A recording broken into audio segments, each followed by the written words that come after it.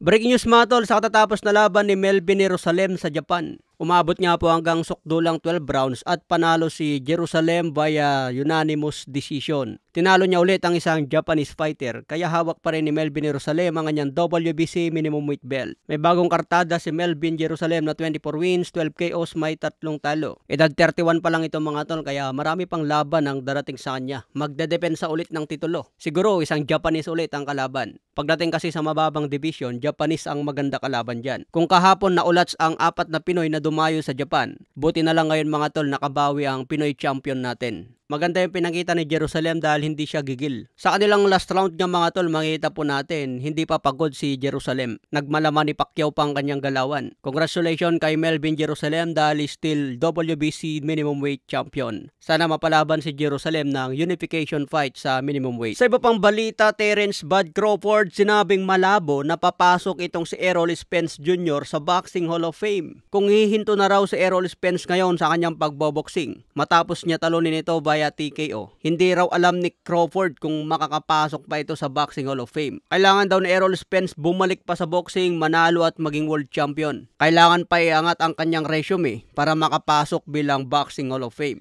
Pero maraming fans nga po ang nagsasabi na si Errol Spence lang ang pinakamalupit na nakalaban ni Terence Bud Crawford. Kung titignan ang lahat ng kanyang resume, kung wala si Errol Spence sa kanyang tinalo, wala rin daw silbi ang kanyang resume. Pero paliwanag naman ni Terence Crawford mga tol, hindi raw kasi lumipat ng ibang division si Errol Spence. Mula nang pumasok ito sa professional boxing, lumaban lang ito sa 147 welterweight. Kahit naging unified champion sa welterweight, hindi pa rin daw sapat ang kanyang resume para tawaging Boxing Hall of Fame champion. Samantala itong si Terence Crawford, kahit daw magretiro na ngayon sa boxing, sigurado na daw ang kanyang resume na makakapasok sa Boxing Hall of Fame dahil naging undisputed na ito sa 2 division. Naging 4 division champion pa. Kaya sapat na raw ang kanyang resume para ipasok sa balota ng Hall of Fame. Sinabi pa ni Terence Crawford kung manalo siya kay Canelo Alvarez sa 168, sigurado na raw nakabilang na ang pangalan niya sa mga greatest of all time fighter. Siyempre kahanay na niya si Manny Pacquiao, Floyd Mayweather, Muhammad Ali.